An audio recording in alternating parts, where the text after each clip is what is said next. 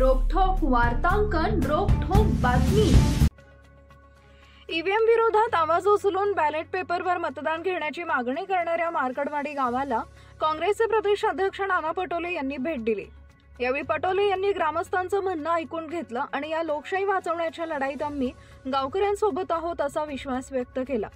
या प्रसंगी प्रदेश प्रवक्ते अतुल लोंढे, सोलापूर शहराध्यक्ष चैतन्य रोठे, जिल्हा कार्याध्यक्ष नंदकुमार पवार, माजी आमदार बंटी सपकाळ, रामहरी रुपनर, आदित्य फत्तेपूरकर, यशपाल भिंगे, तिरुपती परकी पंडला यांच्यासह शहर जिल्ह्यातील पदाधिकारी, ग्रामस्थ मोठ्या संख्येने उपस्थित होते।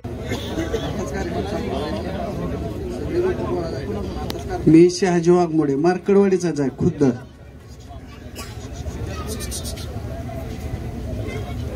मार्कडवाडीत काय झाले, 1905 मतदान पडलं होतं, 1003 मतदान पडलं रामभावला आणि 845 मतदान पडलं जानकर साहेबाला। तर विषय तो मुद्दा जो आहे त्याच्यासाठी माणसं ही मतदान करायची थांबली होती। यांच्या अन्याय झाला, 89 जणांवर गुन्हे दाखल झाले ते। आणि ह्यांनी कार्यक्रम आज काय घेतलाय, पक्षाचा कार्यक्रम घेतलाय। सदाभाऊ खोत, गोपीचंद पडळकर साहेब सगळं झेंडण बॅनरबाजी ही काही भाजपचा पैसा कशावर घालू देते तीच कळ नाही।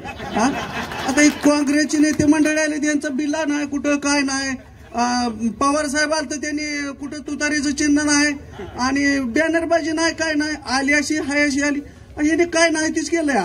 आणि बाया सांगते तेव्हा आम्हाला 500 दिलं म्हणले, आम्ही खुरपाय जाण्यापेक्षा आलो म्हणले सभेला।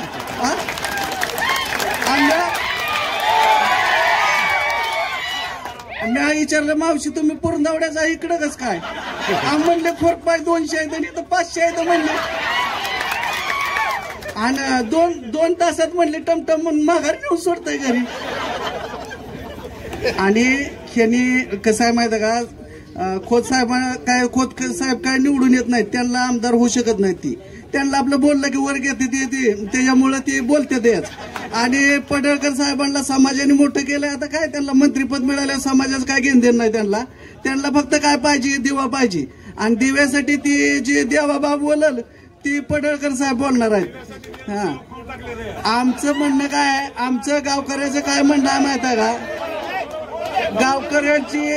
गावकऱ्यांची एवढीच विनंती आमची की आमच्यावर जे अन्याय झालाय, 89 जणांचे गुन्हे दाखल झाले ते, जे आम्ही मतदान केलं ते मतदान आमचं गेलंय कुठं? एवढं मतदान आम्ही रामभावला केलंच नाही, ते मतदान कुठं गेलं हे आम्हाला तपासायचं होतं।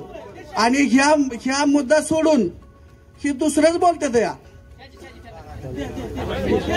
बापू तुम्हाला बोल बरं का, मला काय बोलता येत नाही जास्त बरं का। आज गोपीचंद पडळकर साहेबांनी आरेवाडीला लाखो धनगर गोळा केली आणि त्या धनगरांचा भंडारा उचलून घेतला। भाजपला मतदान करणार नाही आणि 15 दिवसात गोपीचंद भाऊ तिकडे गेलं भाजपमध्ये। आणि पवार साहेब या सगळ्यांशी बसून आज ते चर्चा करणार आहेत तिथं। त्याच्यामुळे त्यांना वाटत होतं की तुम्ही आमच्या गावाला पहिल्यांदा येताय आणि मी नसेल तर बरोबर नाही। मी म्हटलं तुम्ही जा तुमचं, कारण की ही पण कायदेशीर आपल्याला लढाई लढावी लागणार आहे। हे लाताचे भूत आहे, ते बातानं मानणार नाही। म्हणून सगळ्या प्रक्रियेमध्ये जाऊ आणि पुढच्या काळात एक मोठं जन आंदोलन महाराष्ट्रात तर उभं होईल, पण पूर्ण देशामध्ये उभं करण्याचा एक संकल्प या मार्तनवाडीच्या मातीमध्ये या ठिकाणी मी काँग्रेस पक्षाचा अध्यक्ष म्हणून नाना पटोले या ठिकाणी करतोय। मी पुन्हा आपल्या सगळ्यांना या चांगल्या अभियानाच्या बाबतचा धन्यवाद देतो, आपल्याला सगळ्यांना मनापासून। आणि मी स्वतः मुख्यमंत्र्यांना हे गुन्हे दाखल जे केलेले आहेत आपल्यावर, त्यांना सांगतो की तातडीने गुन्हे वापस घेतले पाहिजे। आणि या लोकांमध्ये जे काही भय निर्माण करण्याची, भीती निर्माण करण्याचा प्रयत्न हा प्रशासनाच्या माध्यमातून जो सुरू झालेला आहे हा तातडीने थांबवला पाहिजे।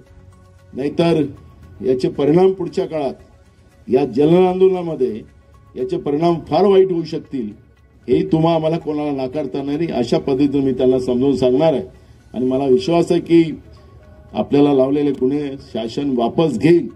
नाही घेतलं तर मग लढाईच्या पद्धतीने आपण लढू। आम्ही एवढ्या मेंढ्या एका काडीवर पिलवतो,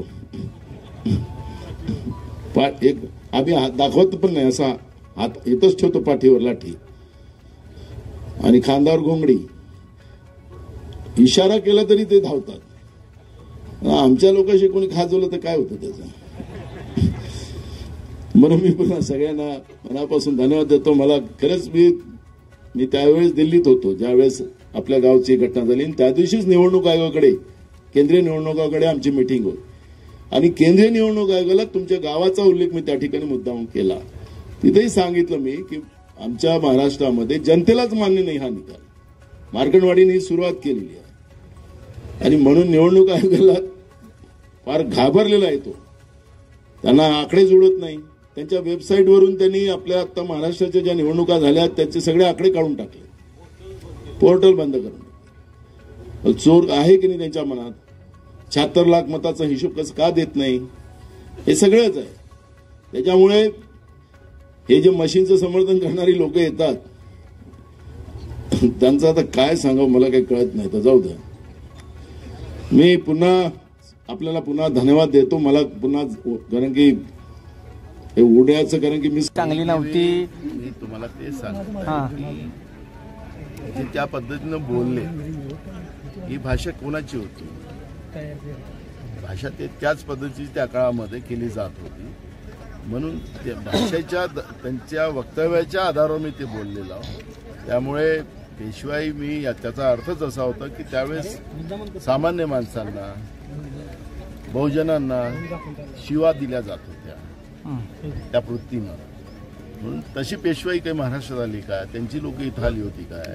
हा प्रश्न या निमित्ताने. नानाभाऊ, खरं तर तुम्ही म्हणाल की राहुल गांधींचा दौरा लवकरच फिरणार आहे. काय नक्की शेड्यूल आहे? काय एकंदरीत? अजून दौरा झालेला नाही. मी आज गेल्यानंतर मुंबईला या सगळ्या गोष्टीची माहिती त्यांना देतो, आणि तशा पद्धतीचा दौरा देण्याच्या. नाना भाऊ, आज आप इधर मार्केटवाड़ी में आए हो, क्या लोगों से बातचीत हुई और राहुल गांधी कब आने वाले हैं?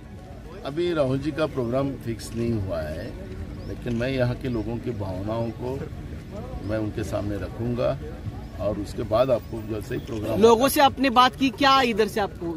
यही आपने देखा होगा कि लोगों की भावना एकदम स्पष्ट है कि हमें लोकतंत्र बचाना है और बैलेट पे वोट होना चाहिए. ये भूमिका गांव के लोगों की है. उसी आधार पर ये भूमिका हम उनके पास रखेंगे. आगे की क्या भूमिका होगी कांग्रेस की? देखो, हम कोर्ट के भी दरवाजे खटखटाएंगे, और जन आंदोलन भी पूरे देश में खड़ा करने का हमारा उद्देश्य है. अब उसका प्रोग्राम बनाने का काम सुरू हो चुका है. आज दिल्लीमध्ये वकिलांसोबत बैठक होती. पवार साहेब आहेत, जानकर साहेब सुद्धा तिकडे गेले. काय नक्की बैठकीत निष्पन्न?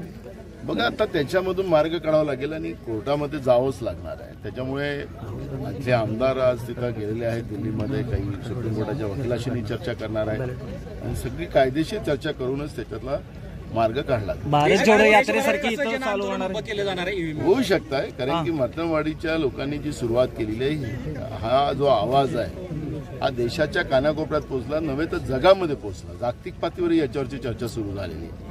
त्यामुळे या गावाचं एक अनन्यसाधारण महत्त्व आज लोकशाही वाचवण्यासाठी ज्या पद्धतीने या गावकऱ्यांनी पुढाकार घेतलेला आहे याचं फारच महत्त्व आहे. आणि त्याच्यामुळे राहुलजी आता काय प्रोग्राम तयार करतात ते त्यांच्या दौऱ्यावरच आपल्याला कळेल. ज्या पद्धतीने उत्तम जानकर आंदोलन उभं केलं जाईल. बिलकुल. आमचे राष्ट्रीय अध्यक्ष मल्लिकार्जुन खरगे साहेबांनी 26 नोव्हेंबरच्या दिवशी कालकाटोराला कार्यक्रमातच त्यांनी जाहीर केलं की बॅलेट मतदानाच्या बाबतचं धोरण देण्यासाठी राहुल गांधीजी भारत जोडो यात्रेप्रमाणे मोहीम करतील, अशा पद्धतीचं आमच्या राष्ट्रीय अध्यक्षांनी जाहीर केलं. काल तुम्हाला ज्या पद्धतीने विधानसभेमध्ये जे काय बोलणं झालं, काय वाटतं एकंदरीत ज्या पद्धतीने हेटाळणी करण्यात आली असं तुम्ही पण बोलला? 208 मत. तुम्हाला तेच सांगतो ना, सत्तेचा माज कसा असतो तो पहिल्याच दिवशी जाणवला. आणि म्हणून ही जी माज येणारी व्यवस्था जी असते हे लोकांमधून निवडून आलेली नाही, आणि त्याच्यामुळे हे सगळी परिस्थिती आता चाललेली आहे. त्याच्यामुळे आता आपण पुढच्या काळात बघू ना, आता सुरुवात झालेली आहे. देवेंद्र फडणवीस म्हणले तुम्ही मार्ग मोकळा करून दिला, विधानसभा अध्यक्षाचा राजीनामा दिला म्हणून असं त्यांचं म्हणणं आहे. तिथून जे काय झाल्या घडामोडी, ठीक आहे ना, त्याला आता ते काही आता सत्र बदललेलं आहे, नवीन सत्र आलेलं आहे, त्याच्यामुळे आता त्याच्यावर चर्चा